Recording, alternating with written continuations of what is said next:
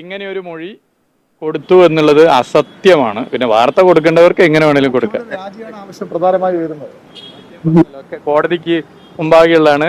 Party നിലപാട് പാർട്ടിയുടെ ഉത്തരവാദിത്തപ്പെട്ട നേതാക്കന്മാർ പറഞ്ഞിട്ടുണ്ട്. നമസ്കാരം. കേരള രാഷ്ട്രീയ സാമൂഹ്യ മണ്ഡലത്തെ ഉലച്ചുകൊണ്ടിരിക്കുന്ന ഒരു സംഭവമാണ് മുഖ്യമന്ത്രിയുടെ മകൾ വീണ വിജയൻ തൻ്റെ എക്സാലോജിക് എന്ന കമ്പനിയിലേക്ക് CMRL എന്ന കരിമണൽ ഖനന കമ്പനിയിൽ നിന്നും 2,72,00,000 രൂപ വാങ്ങി എന്നുള്ളത്. ഇത് മാസപ്പടിയാണ് എന്നുള്ളതായിരുന്നു കോൺഗ്രസിൻ്റെ MLA ആയ മാത്യു കുഴൽനാടൻ മുഖ്യമന്ത്രിക്കെതിരെ നിയമസഭയിൽ ആഞ്ഞടിച്ചത്. എന്നാൽ രണ്ട് കമ്പനികൾ തമ്മിൽ സേവന വേതന വ്യവസ്ഥ പ്രകാരം വീണ വിജയൻ തൻ്റെ എക്സാലോജിക് എന്ന കമ്പനിയിലേക്ക് CMRL നിന്നും 2,72,00,000 രൂപ വാങ്ങിയതിൽ ആർക്കാണ് പരാതി, ഇതിലെന്താണ് തെറ്റ് എന്നാണ് മുഖ്യമന്ത്രി ചോദിച്ചത്. മുഖ്യമന്ത്രിയുടെ മകളായതിൻ്റെ പേരിൽ തൻ്റെ മകൾ നടക്കുന്ന സംരംഭങ്ങൾക്ക് എന്തുകൊണ്ടാണ് വിലക്ക് ഏർപ്പെടുത്തുന്നത്, അല്ലെങ്കിൽ എൻ്റെ മകൾ നടത്തുന്ന സംരംഭങ്ങൾക്ക് എന്തിനാണ് ഇത്ര അസഹിഷ്ണുതയോടുകൂടി നിങ്ങൾ കാണുന്നത് എന്നുള്ളൊരു സംശയം തന്നെയായിരുന്നു മുഖ്യമന്ത്രിയുടെ സംസാരത്തിൽ അന്ന് ഉടനീളം നിഴലിച്ച് കണ്ടിരുന്നത്. എന്നാൽ പിന്നീട് ഈ കേസ് അന്വേഷിക്കാൻ വേണ്ടി സീരിയസ് ഫ്രോഡ് ഇൻവെസ്റ്റിഗേഷൻ ഓഫീസ് വരുന്നു. ആദായ നികുതി വകുപ്പിൻ്റെ ഇൻട്രീം സെറ്റിൽമെൻറ്റ് ബോർഡിലാണ് ഇത്തരത്തിലൊരു കാര്യം ചൂണ്ടിക്കാണിക്കപ്പെട്ടിരുന്നത്.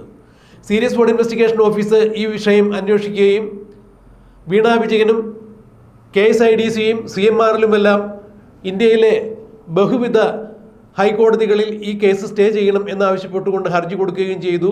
എന്നാൽ വീണ വിജയൻ കർണാടക ഹൈക്കോടതിയിൽ കൊടുത്തിരുന്ന ഈ കേസുമായി ബന്ധപ്പെട്ട ഹർജി കർണാടക ഹൈക്കോടതി തള്ളി.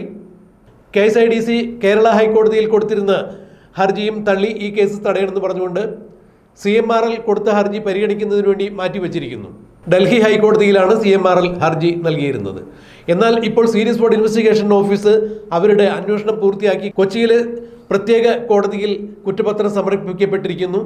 ഈ കുറ്റപത്രത്തിൽ Veena Vijayan Chennai serious fraud investigation ഓഫീസിൽ ചെന്ന് നൽകിയ മൊഴിയിൽ താൻ CMRLന് വേണ്ടി യാതൊരുവിധ സേവനങ്ങളും നൽകിയിട്ടില്ല എന്നുള്ളതാണ് മൊഴി കൊടുത്തിരുന്നത്. ഈ മൊഴിയുടെ പകർപ്പ് ഇപ്പോൾ ഷോൺ ജോർജ് അടക്കമുള്ള ആളുകളുടെ കയ്യിൽ കിട്ടിയിട്ടുണ്ട്. ED സീരിയസ് ഫ്രോഡ് ഇൻവെസ്റ്റിഗേഷൻ ഓഫീസിൻ്റെ കുറ്റപത്രത്തിന് വേണ്ടി അപേക്ഷ സമർപ്പിച്ച് കാത്തിരിക്കുന്നു. വീണ വിജയനെ ഏത് നിമിഷവും സാമ്പത്തിക ക്രമക്കേടിന് അറസ്റ്റ് ചെയ്യാൻ സാധ്യതയുണ്ട് എന്നുള്ള വാർത്തകൾ പുറത്തു വരുമ്പോഴാണ് ഇത്തരം അന്വേഷണങ്ങൾ ദ്രുതഗതിയിൽ നടക്കുന്നത്.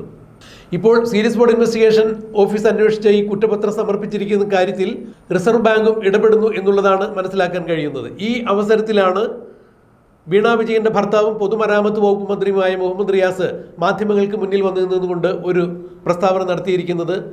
വീണ വിജയൻ ഒരു കാരണവശാലും സീരിയസ് ഫ്രോഡ് ഇൻവെസ്റ്റിഗേഷന് മുന്നിൽ താൻ CMRLന് യാതൊരു വിധത്തിലുള്ള സേവനങ്ങളും നൽകിയിട്ടില്ല, തൻ്റെ കമ്പനി യാതൊരുവിധ സേവനങ്ങളും CMRLന് നൽകിയിട്ടില്ല എന്ന് പറഞ്ഞത് കള്ളമാണ്, വ്യാജമാണ്.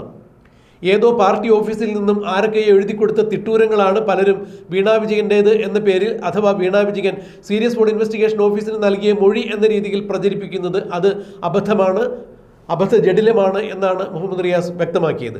മാധ്യമങ്ങൾ കണ്ടപ്പോഴാണ് മുഹമ്മദ് റിയാസ് ഇത്തരത്തിൽ തുറന്നടിച്ചത്. ഈ കേസിൽ കൂടുതൽ എന്തെങ്കിലും പറയാനില്ല.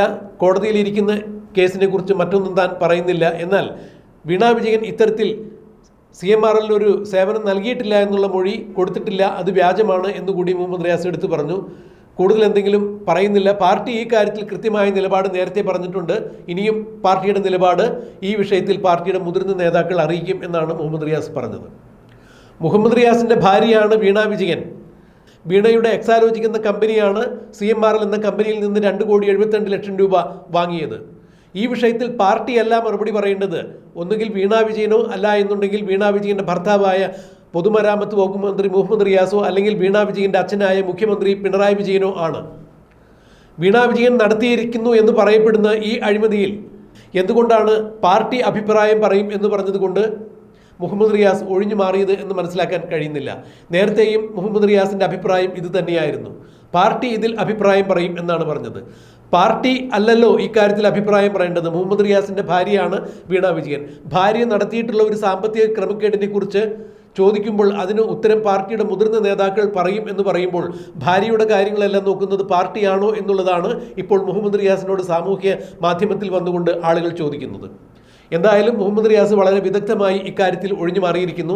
ഇനിയിപ്പോൾ മുഹമ്മദ് റിയാസ് പാർട്ടി ഇക്കാര്യത്തിൽ മറുപടി പറയും എന്ന് പറഞ്ഞത് മുഹമ്മദ് റിയാസിൻ്റെ ഭാര്യയായ വീണ വിജയൻ എക്സാലോജിക് എന്ന കമ്പനി ബംഗളൂരുവിൽ രജിസ്റ്റർ ചെയ്യുമ്പോൾ വിലാസമായി കൊടുത്തിരുന്നത് വീണ Thaikandi care of AKG centre പാളയം എന്നായിരുന്നു. തിരുവനന്തപുരത്തുള്ള പാളയം AKG സെൻറ്ററിൻ്റെ വിലാസമായിരുന്നു അന്ന് വീണ വിജയൻ കമ്പനി രജിസ്റ്റർ ചെയ്യുന്നതിന് വേണ്ടി കൊടുത്തത്. അതുകൊണ്ടായിരിക്കുമോ മുഹമ്മദ് റിയാസ് പാർട്ടി പറയട്ടെ എന്നുള്ള നിലപാടിലേക്ക് എത്തിച്ചേർന്നത് എന്നറിയില്ല.